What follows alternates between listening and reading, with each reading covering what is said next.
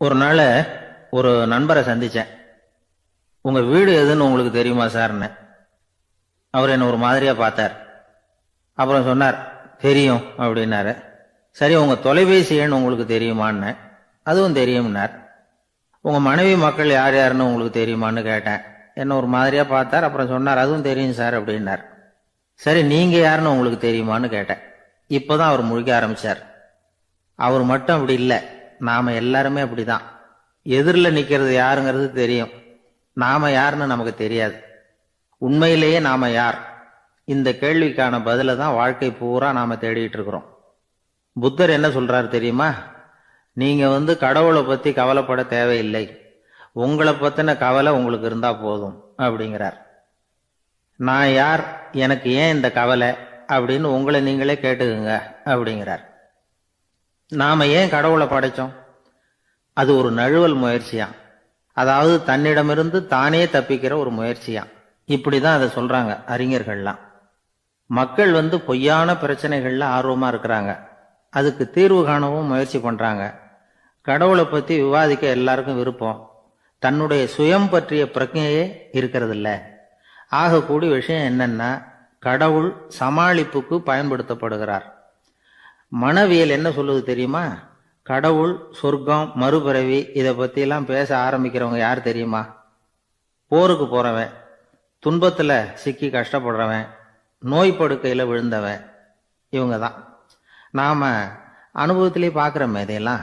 கடவுளை துணைக்கு கூப்பிடுறவங்க யாருன்னு கவனிச்சு பாருங்க. பரீட்சை எழுத போறவன், வேலை தேடி அலையிறவன், பண நெருக்கடியில் இருக்கிறவன், விபத்துல சிக்கிக்கிட்டவன், இவங்கெல்லாம் தான். தேர்வுல வெற்றி பெற்றதும் அவரை துணைக்கு கூப்பிடுறது இல்லை, வேலை கிடைச்சதும் அவர் துணை தேவைப்படுறது இல்லை. ஏன் இப்படி? கொஞ்சம் யோசனை பண்ணி பாருங்க. துன்பம் வருகிற போது அந்த துன்பத்தை தவிர்க்க வேண்டிய நிலையில அதிலிருந்து நழுவி போறதுக்காக பிரார்த்தனை தேவைப்படுது. எல்லாம் நல்லபடியா நடக்கிறப்போ பிரார்த்தனை செய்யறது இல்லை. புத்தருடைய வழி என்ன தெரியுமா? அந்த வழியில கடவுளும் கிடையாது, பிரார்த்தனையும் கிடையாது. புத்தர் செய்தது இதைத்தான்.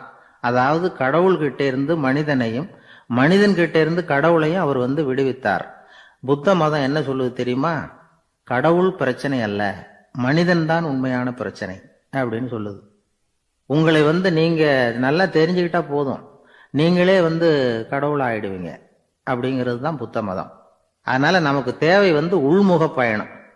நான் யார் அப்படிங்கிற கேள்வியோட உள்ள போகணும். அங்க போனாதான் தெரியும் நான் அப்படின்னு அங்க யாருமே இல்லைங்கிறது. இதெல்லாம் புத்தர் சொல்லுகிற ஒரு தத்துவம். தத்துவம்னு சொன்னாவே நமக்கெல்லாம் அதை புரிஞ்சுக்கிறது கஷ்டம்தான். நம்ம பொறுத்த வரைக்கும் தத்துவம்ங்கிறதுல ரெண்டு வகை உண்டு. ஒன்று தத்துவம், இன்னொன்று மகா தத்துவம். தத்துவம்னா என்ன தெரியுமா? கேட்கறவங்களுக்கு புரியப்படாது, அதுதான் தத்துவம். மகா தத்துவம் என்னன்னா சொல்றவங்களுக்கும் புரியப்படாது. அந்த வகையில பார்த்தா இன்று ஒரு தகவலும் ஒரு மகா தத்துவம் தான். ஒரு நாள் காலை நேரம் ஒரு குரு படுக்கையை விட்டு எழுந்திருக்கிறார். உடனே சீடர்களை பார்த்து எல்லாரும் இப்படி வாங்கங்கிறார். எல்லாரும் வர்றாங்க வேகமா. என்னங்க வேணும் உங்களுக்கு அப்படிங்கிற மாதிரி எல்லாரும் குருவை பார்த்தாங்க பயபக்தியோட. குரு அந்த சீடர்களை பார்த்து, இதை பாருங்க, இப்போ நான் ஒரு சிக்கலான விவகாரத்தில் மாட்டிக்கிட்டு இருக்கிறேன், அதை நீங்கள் தீர்த்து வச்சா நல்லதுன்னார். சீடர்களுக்கு ஒன்றும் புரியல. என்ன இது இவர் இப்படி சொல்றாரு? நமக்கு உள்ள எல்லா விவகாரங்களையும் தீர்த்து வைக்கிறவர் நம்ம குருநாதர், அவருடைய விவகாரத்தை நாம தீர்த்து வைக்கிறதா? ஆச்சரியமா இருக்குதே, குருநாதருக்கே சிக்கலா அப்படின்னு யோசனை பண்ண ஆரம்பிச்சாங்க. இருந்தாலும் ரொம்ப பணிவா கேட்டாங்க, சுவாமி உங்களுக்கே சிக்கலா? இந்த உலகத்து சிக்கல்களுக்கும் சிரமங்களுக்கும் அப்பாற்பட்டவர் அல்லவா தாங்கள், அப்படிப்பட்ட உங்களுக்கு சிக்கல்னா அது எப்படி அப்படின்னாங்க. எனக்கு ஏற்பட்டிருக்கிற சிக்கல் அவ்வளவு பெருசு, ரொம்ப பெரிய விவகாரம் அது அப்படின்னார் குரு. கொஞ்சம் விவரமா சொல்லுங்க அப்படின்னாங்க இவங்க. இப்ப அந்த குரு விவரத்தை சொன்னார். அதாவது நேற்று ராத்திரி நான் ஒரு கனவு கண்டேன். அந்த கனவுல நான் ஒரு பட்டாம்பூச்சியா மாறிட்டேன். அப்படி மாறி ஒவ்வொரு மலரா பறந்து போய் உட்காந்து தேன் சாப்பிட்டேன் அப்படின்னார். சீடர்கள் இதை கேட்டதும் ரொம்ப திகைச்சு போயிட்டாங்க. என்ன இது, இது ஒரு பெரிய பிரச்சனையா?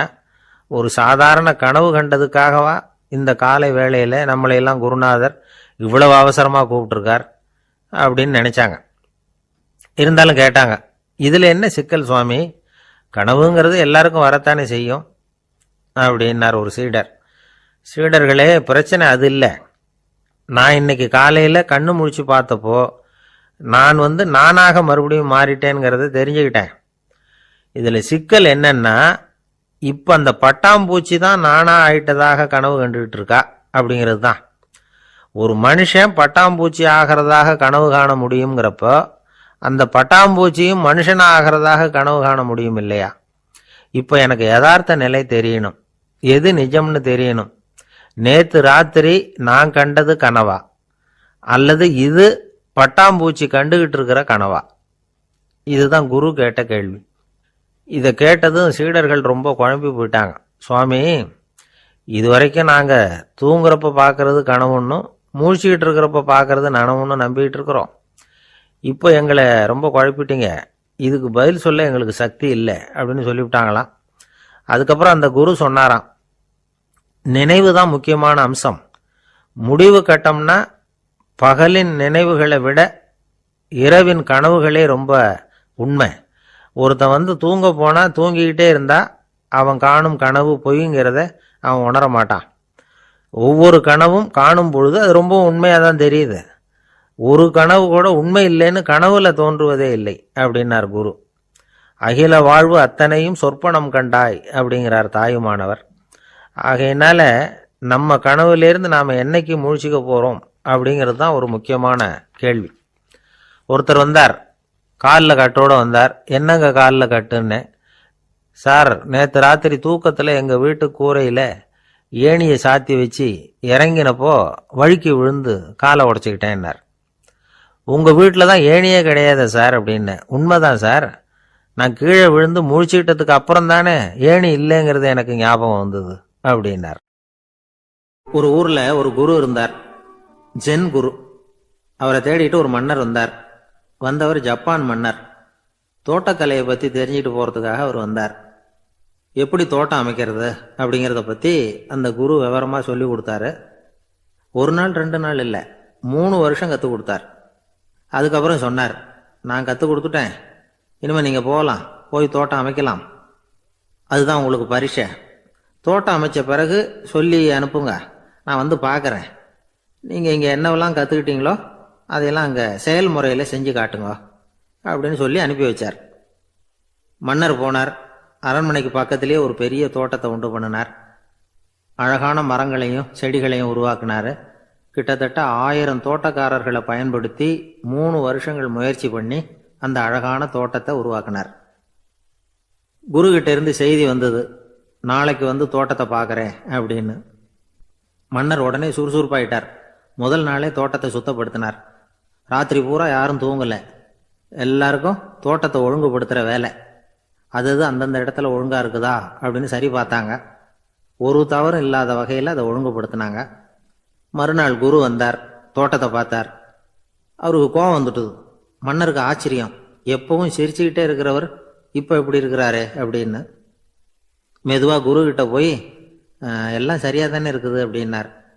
எல்லாம் சரிதான், ஆனாலும் எங்கே அந்த பொன்னிற காற்று அப்படின்னார். உதிர்ந்த இலைகள், பொன் மஞ்சள் நிற இலைகள் காற்றில் அப்படி புரண்டு ஓடுவதை நான் பார்க்க முடியவில்லையே அப்படின்னாராம். அது இல்லாமல் இந்த தோட்டம் உயிரோட்டம் உள்ளதா இருக்காது, இதில் பாடல் இல்லை, ஆடல் இல்லை, அதெல்லாம் இல்லாமல் இந்த தோட்டம் ரொம்பவும் செயற்கையாக தெரியுதேன்னாராம். மன்னர் இப்போதான் யோசனை பண்ணார். கீழே கிடந்த காஞ்சி போன இலைகள் மட்டும் இல்லை, மரத்தில் இருந்த காஞ்சி போன இலைகளையும் அப்புறப்படுத்தி சுத்தமாக வச்சிருக்கிறார். இறப்பும் வாழ்க்கையினுடைய ஒரு பகுதி தான். மரணம்ங்கிறது வாழ்க்கைக்கு எதிரானது அல்ல, அதை நிரப்பும் ஒரு பகுதி தான் அது. மரணம் இல்லையில் வாழ்க்கையே இல்லை அப்படிங்கிறது பெரியவங்க கருத்து. இப்போ அந்த தோட்டம் அழகாக தான் இருக்குது, இருந்தாலும் அது ஒரு ஓவியம் மாதிரி உயிர் இல்லாமல் இருக்கு. குரு ஒரு வாளியை கையில் எடுத்துக்கிட்டார். தோட்டத்தை விட்டு வெளியில போனார். ஏற்கனவே வீசி எறிந்த அந்த சருகுகளை எல்லாம் அள்ளி கொண்டுகிட்டு வந்தார். உள்ள எல்லா இடங்கள்லையும் அதை வீசினார். உடனே காத்து அந்த காய்ந்த சருகுகளையும் பழுத்த இலைகளையும் அசைக்க ஆரம்பிச்சுட்டுது. இப்போ அங்க சலசல சத்தம், சங்கீதம், இலைகளின் நடனம். ஓவியம் மாதிரி இருந்த அந்த தோட்டத்துக்கு இப்போ உயிர் வந்துட்டுது. இதுதான் அந்த பொன்னான காற்று அப்படின்னாராம் குரு. மன்னருக்கு புரிஞ்சுது. மிகப்பெரிய ஜென் கேள்வி ஒன்று உண்டு. உம்மான் அப்படிங்கிற ஒரு பெரிய குருவை பார்த்து துறவி ஒருத்தர் கேட்டாராம், இலைகள் எல்லாம் கீழே விழுந்து மரங்கள் மொட்டையாக இருக்கும் பொழுது என்ன நடக்கும்? இதுதான் கேள்வி. இதுக்கு உம்மான் சொன்ன பதில் பொன்னான காற்று, தி கோல்டன் விண்ட் அப்படின்னாராம். இதுக்கு என்ன விளக்கம்னா, உன்னுடைய எண்ணங்கள் எல்லாம் உன்னுடைய மனசிலிருந்து கீழே விழுந்து உனது உள்ளுணர்வானது மொட்டையாக நிற்கும் நிலைதான் அது. உனது வேர்களின் அருகில் காற்று வீசுகிறது. எல்லா எண்ணங்களும் உன்னிலிருந்து வெகு தூரத்துக்கு புரண்டு கொண்டே சென்று விடுகிறது. நீ அவற்றை கடந்து விட்டால் நீ அவைகளுக்கெல்லாம் மேலெழுந்து கீழே பார்ப்பவனைப் போல நிற்க ஆரம்பித்து விடுவாய். அதுதான் தியானம் என்பது அப்படின்னு சொல்றாங்க. தியானம்ங்கிறது எண்ணத்துக்கு எதிரானதில்லை. தியானம்ங்கிறது எண்ணங்களை கடந்து செல்வதுதான்.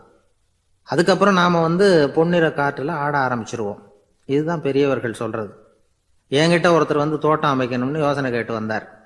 எல்லாம் சொல்லி கொடுத்தேன். செடிகள்லாம் செழிப்பா வளரணும்னா வேர் காயாம பார்த்துக்குங்க, தினமும் தண்ணி விடுங்க அப்படின்னு சொல்லி அனுப்பி வச்சேன். ஒரு மாசம் கழிச்சு அவர் தோட்டத்தை பார்க்கறதுக்காக போனேன். போய் பார்த்தா எல்லா செடியும் வாடி கிடக்குது. என்னங்க இப்படி பண்ணிவிட்டீங்கன்னு. நீங்க சொன்னபடிதான் செஞ்சேன்னார். என்ன செஞ்சீங்கன்னு கேட்டேன். வேறு காயாம பார்த்துக்க சொன்னீங்க, தினமும் ஒரு தடவை எல்லா செடியையும் ஒவ்வொன்றா பிடுங்கி பார்த்து வேறு காயாம இருக்கா அப்படின்னு பார்த்துட்டு அதுக்கப்புறம் தண்ணி பாய்ச்சினேன், அவ்வளவுதான் அப்படின்னார். கடற்கரை ஓரமா ஒரு பெரியவர் கையால மணலை கீறிக்கிட்டே உட்காந்துருக்கிறார். என்னத்தையும் தேடிட்டு இருக்கிறது மாதிரி தெரிஞ்சுது. மெதுவா கிட்டத்துல போய் என்னத்தை தேடிட்டு இருக்கிறீங்க அப்படின்னு கேட்டோம். அவரு சாவகாசமா நிமிந்து பார்த்து நிம்மதியை தேடிட்டு இருக்கிறேன்னார். நாங்க ஒரு மாதிரி ஆயிட்டோம். இருந்தாலும் சமாளிச்சுக்கிட்டு, சார் மணல்ல கிழிஞ்சல் தான் கிடைக்கும், நிம்மதி கிடைக்காது அப்படின்னோம். சரி, இன்னைக்கு வசமா நம்ம கிட்ட ஒரு ஆள் மாட்டிக்கிட்டார் அப்படின்னு நினைச்சு அவர் பக்கமா போய் உட்காந்துக்கிட்டு கதை சொல்ல ஆரம்பிச்சிட்டோம். ஒரு பெரிய மன்னர் இருந்தார். அவருக்கு எல்லா வசதியும் இருந்தது. இருந்தாலும் ஒரே ஒரு குறை. அது என்னன்னா நிம்மதி இல்லைங்கிற குறை. அரண்மனையில தினமும் கலை நிகழ்ச்சி, நாட்டியம் எல்லாம் நடந்துகிட்டு தான் இருந்தது. இருந்தாலும் நிம்மதி இல்லை. சரி, நிம்மதி எங்க கிடைக்கும் அப்படின்னு தேட ஆரம்பிச்சார். உடனே அதுக்கான முயற்சிகள்ல தீவிரமா இறங்கினார். நாட்டில் உள்ள தத்துவ மேதைகளை எல்லாம் கூப்பிட்டுட்டு வர சொன்னார். எல்லாரும் சேர்ந்தாங்க. அவங்கள பார்த்து நிம்மதி எங்க இருக்குது அப்படின்னு விசாரிச்சார். அவங்களுக்கு அது தெரிஞ்சா ஏன் இப்படி ராஜா முன்னாடி நின்றுட்டு இருக்க போறாங்க? ராஜாவோட கேள்விக்கு ஒவ்வொருத்தரும் ஒவ்வொரு மாதிரி விளக்கம் கொடுக்க ஆரம்பிச்சிட்டாங்க. எந்த பதிலும் ராஜாவுக்கு திருப்தி அளிக்கக்கூடிய அளவுக்கு இல்லை. சரி, போயிட்டு வாங்கன்னு சொல்லி அவங்கள எல்லாம் அனுப்பி வச்சுட்டார். ஒரு நாள் அவர் மாளிகையில உப்பருகையில நின்றுட்டு இருக்கிறார். அந்த சமயத்துல தெருவில் ஒரு பிச்சைக்காரன் ரொம்ப உல்லாசமா பாட்டு பாடிக்கிட்டே போய்கிட்டு இருக்கிறான். குரல்ல ஒரு சந்தோஷம், நடையில ஒரு மிடுக்கு. அவங்ககிட்ட கொஞ்சம் கூட கவலை இருக்கிறதா தெரியல. உடனே ராஜா அதை பார்த்தார். ஏவலாளிகளை கைதட்டி கூப்பிட்டார். உடனே ஓடி போய் அந்த பிச்சைக்காரனை இங்கே அழைச்சிட்டு வாங்கன்னு உத்தரவு போட்டார். இவங்க உடனே ஓடி போய் அவனை கூப்பிட்டாங்க. அரண்மனைக்கு வாழ்ந்தாங்க. அவன் வரல. அரண்மனைக்குள்ள அடி எடுத்து வைக்க மாட்டேன்னு சொல்லிவிட்டான். ராஜா கிட்ட விஷயத்தை சொன்னாங்க. அவருக்கு ரொம்ப ஆச்சரியம், இப்படி ஒரு ஆள் இருக்கிறானா அப்படின்னு. சரி, அவன் என்னதான் சொல்றான் அப்படின்னு விசாரிச்சார். இவங்க மறுபடியும் தெருவுக்கு போய் கேட்டாங்க. என்னை பார்க்கணும்னா ராஜா விருப்பப்பட்டாருன்னா அவரை வேணும்னா இங்கே வர சொல்லுங்க அப்படின்னு சொல்லிவிட்டான். அதை ராஜா கிட்ட சொன்னாங்க. அவருக்கு கோபம் வரல. இவ்வளவு சுதந்திர உணர்வோடு இருக்கிறவன் சாதாரண ஆளா இருக்க முடியாது அப்படின்னு நினைச்சார். உடனே கிடுகிடுன்னு இறங்கி தெருவுக்கு வந்தார். பிச்சைக்காரங்கிட்ட போனார். நீ கவலைப்படாம சந்தோஷமா பாடிக்கிட்டு போறியே, அது எப்படி முடியுது உன்னால அப்படின்னு கேட்டார். ஏன் அப்படி கேட்குறீங்கன்னு அவன், அதுக்கு இல்லை, எனக்கு அரண்மனையில் எவ்வளவோ சுகபோகங்கள்லாம் இருக்கு, இருந்தாலும் நிம்மதி இல்லை. இது ஏன்னு எனக்கு தெரியல. இந்த தேசத்தில் உள்ள அறிஞர்களை எல்லாம் கூப்பிட்டு கேட்டு பார்த்துட்டேன், அவங்களுக்கும் தெரியல. உன்னை கேட்டால் தெரியும்னு நினச்சேன், அதனால தான் சந்திக்கிறதுக்கு ஆசைப்பட்டேன். ஆனால் நீ வரமாட்டேன்னு விட்டியே அப்படின்னார். பிச்சைக்காரன் கடகடன்னு சிரிக்க ஆரம்பிச்சுட்டான். மகிழ்ச்சிக்கும் உங்களுக்கும் தடையா இருக்கிறது இந்த மாளிகை தான். இதை விட்டுட்டு வெளியில வந்துட்டா நிம்மதி தேடிட்டு வந்துடும்னா. நான் அரசன், எனக்குன்னு கடமைகள் இருக்கு, அதையெல்லாம் விட்டுட்டு எப்படி வர முடியும்னார் ராஜா. ரெண்டும் ஒரே நேரத்தில் கிடைக்கணுங்கிறது முடியாத காரியம். உங்க சுகபோகத்துக்கு விலையாதான் உங்க நிம்மதியை கொடுத்துக்கிட்டு இருக்கிறீங்க. என்ன பாருங்க, என்கிட்ட எதுவும் இல்லை, அதனால எதுவும் போயிடுமோங்கிற பயமும் இல்லை, நிம்மதியா இருக்கிறேன் அப்படின்னா அவன். ராஜா உடனே சந்தோஷப்பட்டு தன்னுடைய மேலங்கியை எடுத்து அவனுக்கு பரிசா கொடுத்தாரான். அவன் சிரிச்சுக்கிட்டே அதை வாங்க மாட்டேன்னு விட்டானான். இதை நீங்க எனக்கு கொடுக்கறதுனால எந்த பயனும் இல்லை, அதே நேரத்தில் அதை வாங்கிக்கிட்டேன்னா அடுத்த வினாடியிலிருந்து அதை எப்படி காப்பாத்துறதுங்கிற கவலை எனக்கு சேர்ந்துடும், அப்புறம் தூக்கம் வராது, நிம்மதி போயிடும் அப்படின்னானா. சொல்லிவிட்டு அவன் பாட்டுக்கு சந்தோஷமா பாடிக்கிட்டே போயிட்டான். நிம்மதி எங்க இருக்குங்கிறதையும் ராஜா தெரிஞ்சுக்கிட்டார். அந்த இடத்துக்கு தன்னால போக முடியாதுங்கிறதையும் அவர் புரிஞ்சுக்கிட்டார். இப்படி இந்த கதையை அந்த கடற்கரையில மணலை கீறிக்கிட்டே உட்காந்துருந்தார அந்த பெரியவர்கிட்ட சொல்லி முடிச்சோம். அவர் முகத்துல ஒரு தெளிவு தெரிஞ்சது. எங்களை நிமிர்ந்து பார்த்தார். ரொம்ப நன்றிங்க. இப்ப எனக்கு தெரிஞ்சு போச்சு. நிம்மதி வேணும்னா அதுக்கு என்ன பண்ணணும்னு இப்ப நல்லா புரிஞ்சுக்கிட்டேன் அப்படின்னார். என்ன புரிஞ்சுக்கிட்டீங்கன்னு கேட்டோம். இனிமே இந்த பக்கம் வந்தா உங்க கண்ணுல படாத இடமா பார்த்து உட்காரணும்னு புரிஞ்சுக்கிட்டேன் அப்படின்னார். உங்க மேல எனக்கு அளவு கடந்த அன்பு அப்படின்னு யாராவது சொன்னா அதை அலட்சியமா நினைச்சிடக்கூடாது. அது கொஞ்சம் சீரியஸான விஷயம். அளவுக்கு மிஞ்சினா எதுவுமே இடைஞ்சல் தானே. அன்பும் அப்படிதான். அன்பு அதிகமா இருந்தா அது எப்படி கெடுதல் பண்ணும் அப்படிங்கிற சந்தேகம் உங்களுக்கு வரலாம். தசரதன் கதை என்னாச்சு? கைகேயி மேல வச்ச அளவு கடந்த அன்பு ராமன் காட்டுக்கு போறாப்புல ஆயிட்டுதுல்ல. தசரதன் எப்பேற்பட்ட அரசன். விஸ்வாமித்திரர் சொல்றார், என்ன மாதிரி முனிவர்களுக்கும் தேவர்களுக்கும் ஏதாவது கஷ்டம் வந்தா முதல்ல முருகன் கிட்ட போவோம், அப்புறம் பரமசிவனை போய் பார்ப்போம், அதுக்கப்புறம் திருமால் கிட்ட போவோம், அப்புறம் பிரம்மன் இந்திரன் இவங்களெல்லாம் போய் பார்ப்போம். இவங்களால எல்லாம் முடியலன்னா கடைசியில் அயோத்திக்கு வருவோங்கிறார். உன்னை விட்டா வேற கதி உண்டோ அப்படின்னு தசரதனை பார்த்து விஸ்வாமித்திரரே சொல்றார். அப்பேற்பட்ட அரசன் தசரதன் கைகேயி காலில் விழறான்.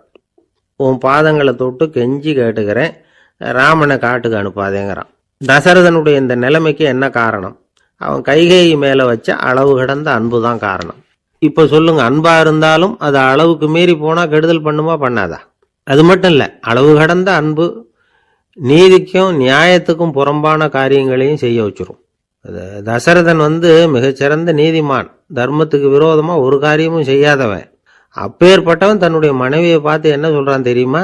உனக்காக நான் என்ன செய்யணும் சொல்லு, செய்யறேன். ஒரு குற்றமும் செய்யாத ஒருத்தனை கொல்லணுமா கொல்றேன். மரண தண்டனை விதிக்கப்பட்ட ஒருத்தனை விடுதலை செய்ய சொல்றியா செய்யறேன். எந்த பிச்சைக்காரனையாவது கோடீஸ்வரனாக சொல்றியா ஆக்குறேன், அல்லது கோடீஸ்வரனை பிச்சைக்காரன் ஆக்கணுமா ஆக்குறேன் அப்படிங்கிறான். நீதிக்கு விரோதமான இந்த பாவங்களை செய்யறதுக்கு அப்பேற்பட்ட அரசன் எப்படி துணிஞ்சான்? மனைவி பேர்ல வச்ச அளவு கடந்த அன்புதான் காரணம். திரிசூலம், வஜ்ராயுதம், வாள் இதுகளால தாக்கப்பட்டா கூட அதையெல்லாம் கொஞ்சம் கூட லட்சியம் பண்ணாத ஒருத்தன் காமதேவனுடைய மலர் அம்புகள் தாக்குனா அதை அவனால தாக்கு பிடிக்க முடியல, விழுந்துடுறான். காமதேவனுக்கு உள்ள மகிமையே அதுதாங்கிறார் துளசிதாசர். அதனாலதான் பெரியவங்கள்லாம் என்ன சொல்றாங்கன்னா, எதையும் அளவுக்கு மீறி செய்யாதேங்கிறாங்க. அப்பா, அம்மா, மனைவி, மக்கள் எல்லார் பேர்லயும் அன்பு அவசியம்தான். ஆனா அந்த அன்பு அறிவுக்கு புறம்பா இருக்கக்கூடாது, அளவுக்கு மீறி இருக்கக்கூடாது. அப்பதான் வாழ்க்கை சுகமா இருக்கும். இல்லைன்னா அவஸ்தை தான். அளவுக்கு மீறின அன்புங்கிறது புரியுது, அது சரி. அறிவுக்கு புறம்பான அன்புங்கிறது எப்படி? ஒரு தாய்க்கு ஜலதோஷம் அல்லது ஏதோ ஒரு தொற்று நோயின்னு வச்சுங்களேன். அந்த அம்மாவுக்கு தன்னுடைய குழந்தை பேர்ல அளவு கடந்த அன்பு. தனக்கு நோய் இருக்கு, அது அடுத்தவங்களுக்கு தொற்றக்கூடியது அப்படின்னு தெரிஞ்சிருந்தோம் அன்பை காட்டுறதுக்காக அந்த குழந்தைக்கு முத்தம் கொடுக்குறேன்னு தூக்கி வச்சுக்கிட்டு கொஞ்சம் ஆரம்பிச்சதுன்னு வச்சுக்கோங்க, அது நல்லா இருக்குமா? இதுதான் அறிவுக்கு புறம்பான அன்புங்கிறது. அது மாதிரி விலங்குகள்கிட்ட அன்பாயிருன்னு சொல்றோம். அதுக்காக புலிக்கு முத்தம் கொடுக்க முடியுமா? அப்படி கொடுத்தா அது அறிவுக்கு புறம்பான அன்பு. அதனால அன்பு கூட அறிவுபூர்வமா இருக்கணும் அப்படிங்கிறத இன்னைக்கு தகவல் மூலமா நாம புரிஞ்சுக்கணும். இந்த காலத்து காதலன் தன்னுடைய காதலிகிட்ட சொன்னானாம், இதை பாரு, உன் பேர்ல எனக்கு அளவு கடந்த அன்பு, உனக்காக என்ன செய்யணும் சொல்லு செய்யறேன். நெருப்புல நடக்கணுமா நடக்கிறேன், நீர்ல குதிக்கணுமா குதிக்கிறேன், உயிரையே கொடுக்கணுமா கொடுக்கறேன் அப்படின்னா. சரி, வர்ற ஞாயிற்றுக்கிழமை சாயந்தரம் 6 மணிக்கு இதே இடத்துக்கு வாங்க அப்படின்னு அந்த பொண்ணு. இவன் கொஞ்சம் யோசனை பண்ணி பார்த்துட்டு, அன்னைக்கு மழை பெய்யாம இருந்தா வந்துடுறேன் அப்படின்னு நானும். ஒரு ஆளு வேகமா நடந்து போய்கிட்டு இருந்தான். அவன் வேகமா நடக்கிறதுக்கு காரணம் வெயில் காலம், காலில் செருப்பு இல்லை, மணல் பாதை, அதுதான் வேகம். காலில் செருப்பும் இல்லாம கையில குடையும் இல்லாம அந்த ஆளு வெயில்ல நடந்து போய்கிட்டு இருக்கிறான். அந்த சமயத்துல இன்னொருத்தன் குதிரை மேல ஏறி அந்த வழியா வந்துகிட்டு இருக்கிறான். அவன் காலில் செருப்பும் இருந்தது, கையில குடையும் இருந்தது. நடந்து போய்கிட்டு இருந்தவன் அந்த குதிரை ஆசாமியை பார்த்து கேட்டான், ஐயா, நீங்களும் குதிரை மேல உட்காந்துக்கிட்டு போய்கிட்டு இருக்கிறீங்க, அப்படி இருக்கிறப்போ உங்களுக்கு அந்த செருப்பு என்னத்துக்கு? அதை எனக்கு கொடுத்து உதவலாமே அப்படின்னா. குதிரை மேல உட்காந்துருந்தவன் யோசனை பண்ணி பார்த்தான், இவன் சொல்றது நியாயம்தானே அப்படின்னு சொல்லி தன்னுடைய செருப்பை கழட்டி அந்த வழிப்போக்கனுக்கு கொடுத்துட்டான். ரொம்ப நல்லதுங்க அப்படின்னு சொல்லி இவன் அதை வாங்கி காலில் மாட்டிக்கிட்டான். அதுக்கப்புறம் மறுபடியும் ஆரம்பிச்சான், ஐயா, நீங்க குதிரையில் போறதுனால போக வேண்டிய இடத்துக்கு வேகமா போய் சேர்ந்துருவீங்க, அதனால உங்க கையில் அந்த குடை என்னத்துக்கு? நான் நடந்து போயிட்டு இருக்கிறவன் ரொம்ப நேரம் நடக்க வேண்டியிருக்கும் இந்த வெயில்ல, அதனால அந்த கொடையையும் எனக்கு கொடுங்களேன் அப்படின்னா. குதிரை வீரன் யோசனை பண்ணி பார்த்தான், இதுவும் நியாயம்தானே அப்படின்னு அவனுக்கு தோணுச்சு. உடனே இறக்கப்பட்டு தன் காலில் இருந்த செருப்பை கொடுத்தது மாதிரியே தன் கையில் இருந்த கொடையையும் இவங்கிட்ட கொடுத்துட்டான். அதுக்கப்புறம் அவன் நிம்மதியாக புறப்பட்டான். இப்போ மறுபடியும் கை தட்டி அவனை நிறுத்தினான். கீழே நின்றுட்டு இருந்தவன், என்னப்பா ஏன் என்ன நிறுத்தின, இன்னும் ஏதாவது வேணுமா உனக்கு அப்படின்னா குதிரையில் இருந்தவன். இவன் மெதுவாக வாயை திறந்து, அந்த குதிரையையும் என்கிட்ட கொடுத்துருங்களேன்னா. அந்த குதிரை வீரன் இப்போ ஒரு கணம் யோசனை பண்ணி பார்த்தான். உடனே என்ன பண்ணான் தெரியுமா, தன்கிட்ட இருந்த குதிரை சவுக்கை எடுத்தான். குதிரை சவுக்கால அந்த ஆளை வாங்குன்னு வீசி தள்ளிவிட்டான். இவ்வளவு சவுக்கடியும் வாங்கிக்கிட்டு இந்த ஆள் என்ன பண்ணான் தெரியுமா, சிரிக்கிறான். அடி வாங்கிட்டு யாராவது சிரிப்பாங்களா? குதிரை வீரனுக்கு ஒன்றும் புரியல. என்னப்பா அது, ஏன் இப்படி அடி வாங்கிட்டு இப்படி சிரிக்கிறியே அப்படின்னு கேட்டான். இப்போ அந்த வழிப்போக்கன் சொல்றான், ஐயா நான் இப்படி சிரிக்கிறதுக்கு காரணம் இருக்கு. இப்படி குதிரை கேட்டு உங்ககிட்ட அடி வாங்கலைன்னு வச்சுக்கோங்க, என் உயிர் உள்ள வரைக்கும் மனசுல ஒரு தவிப்பு இருந்துகிட்டே இருக்கும். செருப்பையும் கொடையையும் கேட்ட உடனே கொடுத்தவன் குதிரையையும் கேட்டிருந்தா கொடுத்துருப்பானோ அப்படிங்கிற பேராசையில ஏங்கிக்கிட்டே இருந்திருப்பேன். இப்போ உங்ககிட்ட அடி வாங்கின பிறகு என்னுடைய அந்த சந்தேகம் தீர்ந்து போச்சு. என்னுடைய ஆசைக்கு எல்லை எது அப்படிங்கிறத எனக்கு புரிஞ்சுட்டுது அப்படின்னு சொல்லிவிட்டு அவன் நடக்க ஆரம்பிச்சுட்டானான். ஆசைக்கும் எல்லை உண்டு அப்படிங்கிறத விளக்கறதுக்காக வாரியார் சுவாமிகள் சொல்ற கதை இது. இந்த காலத்திலயும் ஒருத்தன் அது மாதிரி கொடை செருப்போட குதிரையில போய்கிட்டு இருந்தான். எதிரில் நடந்து வந்தவன், ஐயா உங்க கொடையை எனக்கு கொடுங்களேன்னு கேட்டான். உடனே அவன் குதிரையிலிருந்து கீழே குதிச்சு அவனை சாட்டையால் அடிக்க ஆரம்பிச்சுட்டான். இன்னொருத்தர் அந்த வழியா வந்தவர் இதை பார்த்தார். ஏன்பா அவன் கேட்டான், உன்னால முடியலன்னா இல்லைன்னு சொல்லிட வேண்டியது தானே, அதுக்காக ஏன் இப்படி அவனை போட்டு அடிக்கிறேன்னு கேட்டார். உங்களுக்கு விவரம் புரியாது சார், காலம் ரொம்ப கெட்டு போச்சு. கேட்டதை கொடுத்தேன்னு வச்சுக்கோங்க, இந்த குதிரையே என்னோடது, அவன் திருடிக்கிட்டு போறான் அப்படின்னு என் பேர்ல புகார் கொடுக்க ஆரம்பிச்சிருவான் சார் அப்படின்னா. அது எப்படி அவ்வளவு உறுதியா சொல்றேன்னு கேட்டார் அவரு. ஏற்கனவே அது மாதிரி ஒருத்தன் பேர்ல புகார் கொடுத்துட்டு தான் இந்த குதிரையை நான் தள்ளிட்டு வந்துகிட்டு இருக்கிறேன். அப்படி இன்பம் துன்பம் இது ரெண்டும் சேர்ந்ததுதான் வாழ்க்கை. இது எல்லாரும் சொல்லிட்டு இருக்கிற ஒரு உண்மை. அது சரி, இது ரெண்டும் வர்றதுக்கு என்ன காரணம்? துறவி ஒருத்தர் யோசிச்சு பார்த்திருக்கார். இன்ப துன்பம் தோன்றுவதற்கு முக்கியமா 6 காரணங்கள் உண்டு அப்படிங்கிறார் அவர். அது என்னங்கிறத நாமளும் தெரிஞ்சு வச்சுக்குவோமே. இப்ப முதல் காரணம் சுயநலம். ஒரு தாயார் தன்னுடைய சுயநலம் கருதி தன்னுடைய மகன் இன்பமா இருக்கணும்னு ஆசைப்படுறாங்க. மகனும் அப்படியே ஆசைப்படுறான். அதனால தாயாரின் இன்ப துன்பங்களை பார்த்துட்டு மகனும் இன்ப துன்பம் அடையறான். அந்த அம்மாவுக்கும் அதே நிலைமை தான். 2வது காரணம் உறவு. நான் துறவியான பிறகு கூட உறவுங்கிற காரணத்தினால தான் தாயாருடைய சுக துக்கங்களை கண்டு நானும் சுக துக்கம் அடைகிறேன். என் தாயாருடைய நிலைமையும் இதுதான் அப்படிங்கிறார் ஒரு துறவி. 3வது காரணம் என்னன்னா அறிமுகம். எனக்கு அறிமுகமான ஒருத்தரை ரயில் நிலையத்தில் சந்திக்கிறேன். அவர் தன்னுடைய பணப்பையை எங்கேயோ தொலைச்சுவிட்டு வருத்தப்பட்டு இருக்கிறார். நானும் வருத்தப்படுறேன். அந்த சமயத்தில் யாரோ ஒருத்தர் இதுதானே அவங்க பணப்பை அப்படின்னு சொல்லி கொண்டாந்து நீட்டுறார். பணப்பையை தொலைச்சவர் சந்தோஷப்படுறார், நானும் சந்தோஷப்படுறேன். இது அந்த துறவி சொல்ற அனுபவம். 4வது காரணம் என்னன்னா கருணை. எனக்கு முன்னே பின்னே தெரியாத ஒருத்தனை யாரோ ஒருத்தன் அடிச்சு காயப்படுத்தி போடுறான். கருணை காரணமா நான் அதுக்காக துக்கப்படுறேன். 5வது காரணம் எதையும் நம்புறது. ஒரு பசுமாட்டை ஒரு முரணை அடிச்சுக்கிட்டு இருக்கிறான் அப்படின்னு ஒருத்தர் நம்மகிட்ட சொல்றாருன்னு வைங்க, உடனே நான் துக்கப்படுறேன். இன்னொருத்தர் அந்த முரணனை போலீஸ்காரங்க பிடிச்சிட்டு போயிட்டாங்கன்னு சொல்லி சொல்றாரு, நான் உடனே சந்தோஷப்படுறேன். 3வதா ஒருத்தர் முதல் 2 பேரும் சொன்னது பொய்யுங்கிறார். அப்ப நான் இன்ப துன்பம் ரெண்டுமே இல்லாம நிம்மதியா இருக்கிறேன். இது ஒரு விதம். அடுத்தது 6வது காரணம் என்னன்னா தன்மயமாகுதல். ஒரு நாவல் படிச்சுக்கிட்டு இருக்கிறோம், அதுல வர்ற பாத்திரங்களோட நாம ஒன்றி போயிடுறோம். அதுல வர்ற பாத்திரங்கள் சிரிச்சுன்னா நாமளும் சிரிக்கிறோம், அது அழுதுன்னா நாமளும் அழறோம். அதெல்லாம் அந்த துறவி சொல்ற அனுபவ உண்மைகள். இன்ப துன்பம் இது ரெண்டும் தோன்றுவதற்கு சுயநலம், உறவு, அறிமுகம், கருணை, எதையும் நம்புறது, தன்மயமாகிறது, இது எல்லாம் தான் முக்கிய காரணம் அப்படின்னு அவர் சொல்றார். ஆக கூடி ஒட்டு மொத்தமா யோசனை பண்ணி பார்த்தா பிற பொருள்கள் மீது பற்றுதல் காரணமா தான் நாம இன்ப துன்பம் அடையிறோம் அப்படிங்கிறத புரிஞ்சுக்க முடியுது. மனுஷன் இன்ப துன்பம் அடையறதுக்கு 7வது காரணம் கூட ஒன்று உண்டு. அப்படின்னு சொல்லிகிட்டே வந்தார் ஒருத்தர். அது என்ன அப்படின்னு கேட்டோம். அதுதான் சார் இந்த நீங்கள் சொல்லிட்டு வர்ற இன்று ஒரு தகவல்னார். எப்படி சொல்கிறீங்கன்னு கேட்டோம்.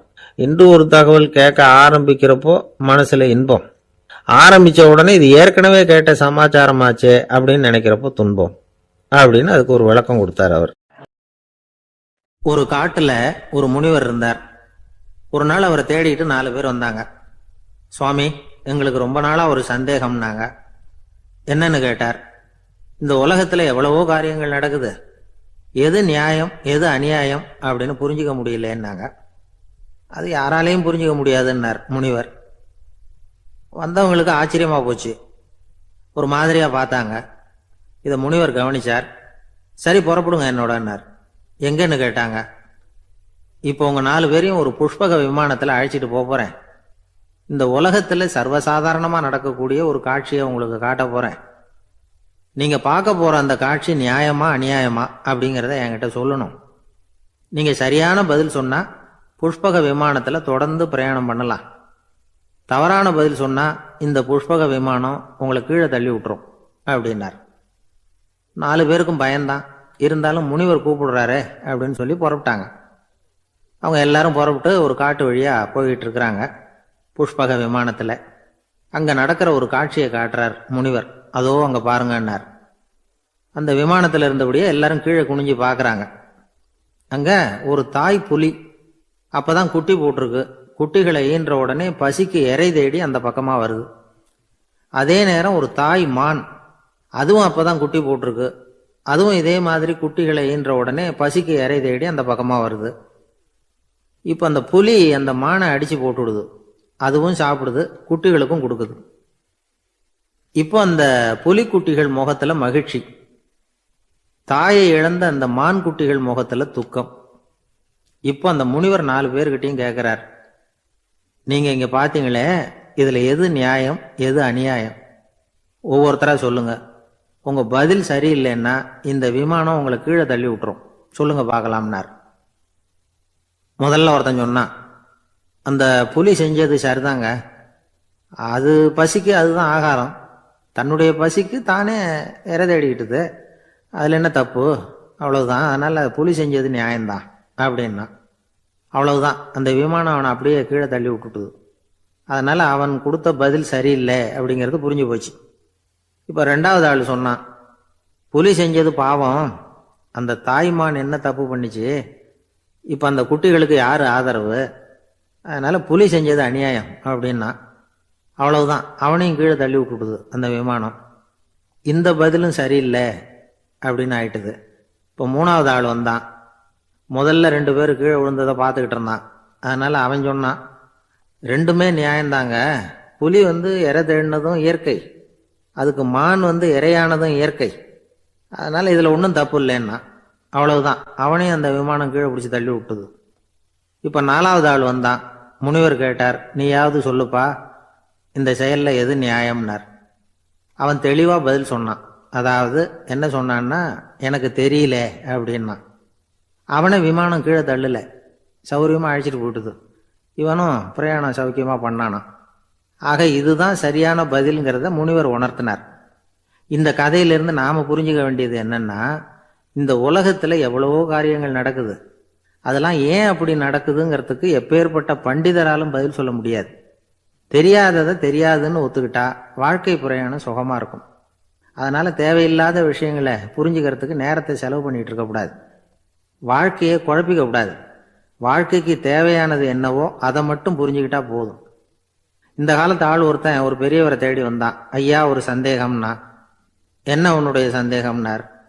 பகுத்தறிவுன்னா என்ன, விதின்னா என்ன அப்படின்னு கேட்டான். இதுக்கு அவரு, இப்போ உன்னுடைய வலது காலை தூக்குன்னார். தூக்கினான். சரி, இப்போ உன்னுடைய வலது காலை கீழே இறக்காம உன்னுடைய இடது காலையும் தூக்குன்னார். தூக்கினான். பொத்துன்னு கீழே விழுந்துட்டான். பெரியவர் சொன்னார், உன்னால ஒரு காலை தூக்க முடிஞ்சுது, அதுதான் பகுத்தறிவு. 2 கால்களையும் ஒரே சமயத்துல தூக்குனா அடிபடும், அப்படிங்கிறது தான் விதி அப்படின்னு விளக்கம் கொடுத்தார். இவன் தன்னுடைய விதியை நொந்துகிட்டே இடுப்பை பிடிச்சிக்கிட்டு அங்கிருந்து நடந்து போயிட்டான். நாட்டில் நல்லவங்க ஒருத்தர் 2 பேர் இருக்கிறதுனால தாங்க மழையே பெய்யுது அப்படின்னு சொல்றது உண்டு. நல்லார் ஒருவர் உளரேல் அவர் பொருட்டு எல்லாருக்கும் பெய்யும் மழை. சில சமயம் ரொம்ப பேர் திடீர்னு நல்லவங்களா ஆயிடுவாங்க போல இருக்கு. அதனால தான் விடாம பேய் மழையா கொட்டி தீர்த்துடுது. எல்லாரும் நல்லவங்களாயிட்டா உலகமே தாங்காது போல இருக்க. அப்பப்போ ஒருத்தர் 2 பேர் நல்லவங்களாகணும். அப்பதான் சீரா மழை பெய்யும். மாசத்துக்கு 3 பேர் நல்லவங்களானா மாதம் மும்மாரி பொழியும். இதெல்லாம் வேடிக்கை பேச்சு. இப்போ இதெல்லாம் ஒரு பக்கம் இருக்கட்டும். இப்போ விஷயத்துக்கு வருவோம். ஒரு கும்பல்ல நல்லவன் யாரு அப்படிங்கிறத எப்படி கண்டுபிடிக்கிறது? இதுக்கு ஒரு வேடிக்கை கதை உண்டு. என்னுடைய நண்பர் ஒருத்தருக்கு அவங்க பாட்டியம்மா சொன்ன கதையா அது. அது என்ன கதைன்னா, ஒரு ஊர்ல ஒரு சமயம் பலமான மழை பெய்ய ஆரம்பிச்சுட்டு தான். இடி மின்னல் ரொம்ப கடுமையா இருந்திருக்குது. ஆரம்பிச்ச மழை வர வர கடுமையா ஆகிட்டு இருக்குதே தவிர நிக்கிற பாடா தெரியல. ஊர் ஜனங்கள்லாம் பார்த்தாங்க. இதுக்கு மேலேயும் வீட்டு உள்ள இருந்தா ஆபத்துங்கிறத புரிஞ்சுக்கிட்டாங்க. ஏன்னா வீடெல்லாம் இடிஞ்சி விழுந்துருமோங்கிற பயம். உடனே எல்லாரும் புறப்பட்டு ஊருக்கு பொதுவா இருந்த ஒரு மண்டபத்துல போய் தங்கிக்கிட்டாங்க. மின்னல் கடுமையா இருந்தது. இடி எந்த நேரத்திலையும் விழலாம்ங்கிற நிலைமை. எப்போ விழலாம்னு பார்த்துக்கிட்டு இருக்குது. அந்த மண்டபத்தில் இருந்த ஜனங்கள் மனசுக்குள்ள ஒரு பயம். நம்ம கூட்டத்தில் யாராவது ஒரு கெட்டவன் பாவம் பண்ணவன் இருந்தா கூட இடி இந்த மண்டபத்தில் விழுந்துரும். அது எல்லாருக்கும் ஆபத்து அப்படின்னு நினைச்சாங்க. சரி, இதுக்கு என்ன பண்ணலாம் அப்படின்னு யோசனை பண்ணாங்க. அந்த கூட்டத்தில் ஒரு பெரியவர் இருந்தார். அவரு ஒரு யோசனை சொன்னார். இதை பாருங்க, அதுக்கு ஒரு வழி இருக்கு. அதோ எதிர்த்தாப்புல கொஞ்சம் தூரத்தில் ஒரு உயரமா மரம் ஒன்று இருக்கு பாருங்க. பொதுவாக இடி சுலபமா விழறது அது மாதிரி உயரமான மரத்துல தான். நம்ம கூட்டத்தில் இருக்கிறவங்க எல்லாரும் ஒவ்வொருத்தரா போய் அந்த மரத்தை தொட்டு விட்டு திரும்பி வந்துடணும். நம்மள பாவம் பண்ணவன் யாரோ அவன் அந்த மரத்தை தொடுற சமயத்தில் இடி விழுந்துரும். அவன் மட்டும் போயிடுவான். மண்டபத்தில் இருக்கிற நாமெல்லாம் பொழைச்சிக்கலாம் அப்படின்னு ஐடியா கொடுத்தார் அந்த பெரியவர். இது நல்ல யோசனையா பட்டது. எல்லாரும் ஒத்துக்கிட்டாங்க. ஒவ்வொருத்தரா போய் அந்த மரத்தை தொட்டு விட்டு திரும்பி வந்தாங்க. இடி எதுவும் விழல. இன்னமும் பாவம் பண்ண ஆசாமி அதை போய் தொடலை போல இருக்கு அப்படின்னு நினைச்சுக்கிட்டாங்க. ஒவ்வொருத்தரா போறாங்க. எல்லாரும் போய் தொட்டு விட்டு வந்தாச்சு. இன்னும் ஒரே ஒரு ஆசாமி தான் பாக்கி. கடைசியா இருந்த அந்த ஆள் பயந்துட்டான்.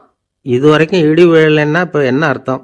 இப்ப நாம தான் பாக்கி, நாம தான் தப்பு பண்ண ஆள் போல இருக்கு அப்படின்னு நினைச்சுட்டான். அதனால துணிச்சலா போய் தொடுறதுக்கு பயந்தான். தயங்கிக்கிட்டே இருந்தான். இருந்தாலும் மற்றவங்க எல்லாம் சும்மா இருப்பாங்களா? கட்டாயப்படுத்தி கழுத்தை பிடிச்சி தள்ளாத குறையா அவனை தள்ளி விட்டாங்க. போய் தொட்டுட்டு வாடான்னு. அவன் நடுங்கிட்டே போய் அந்த மரத்தை தொட்டான்.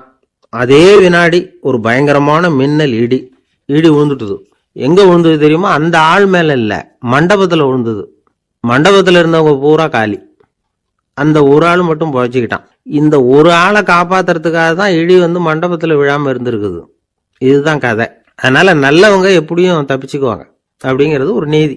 ஒருத்தன் அப்படிதான் தெருவில் நடந்து போய்கிட்டு இருந்தான். ரொம்ப நல்லவன். எதிரில் ஒருத்தன் சைக்கிளில் வந்துகிட்டு இருந்தான். அதுல மோதி இவன் கீழே விழுந்துட்டான். சைக்கிள்காரன் உடனே இறங்கி இவனை தூக்கி விட்டான். இவன் எழுந்திரிச்சு அவனை முறைச்சி பார்த்தான்.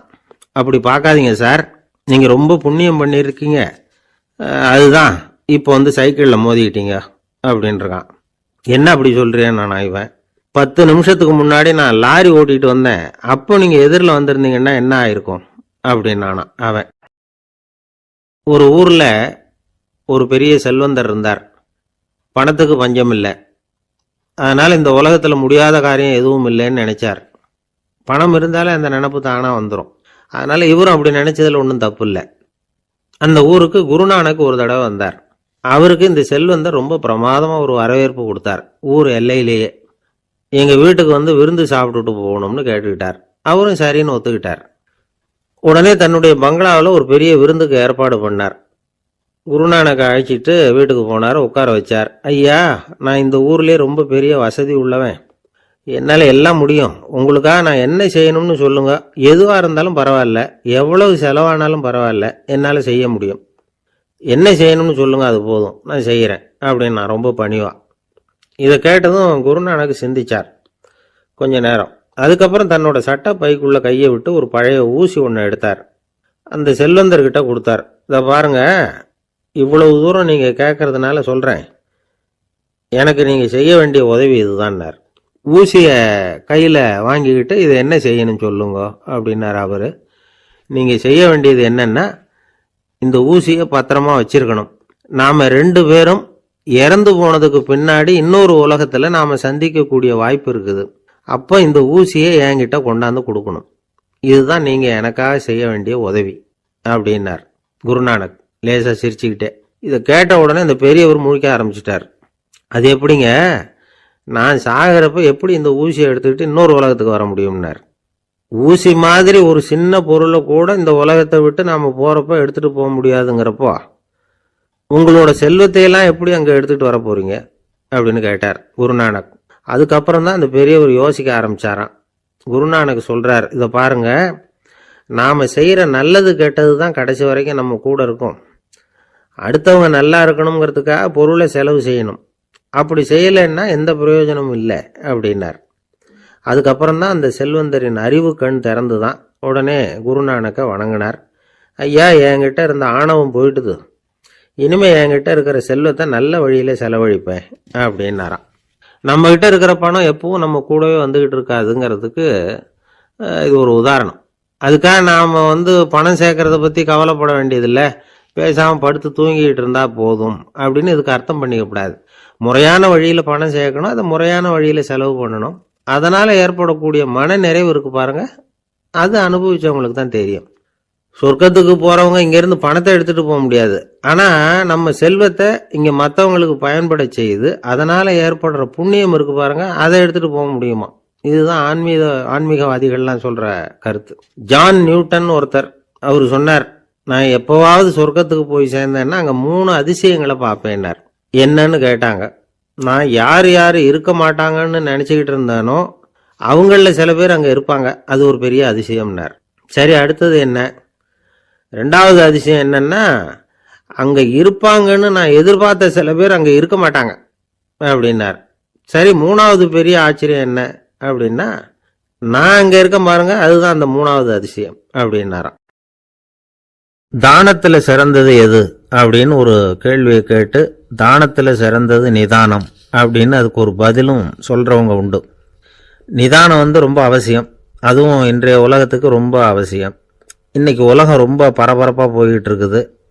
பொறுமையாக இருக்கணும்னு நினைக்கிறவங்களால கூட அப்படி இருக்க முடியறதில்ல. பொறுமையை சோதிக்கிறது மாதிரி பல சம்பவங்கள், அதையெல்லாம் சந்திச்சே தீர வேண்டியிருக்குது. எங்கே போனாலும் க்யூவில் நிற்க வேண்டியிருக்குது, எங்கே போனாலும் காத்துக்கிட்டு இருக்க வேண்டியிருக்கு.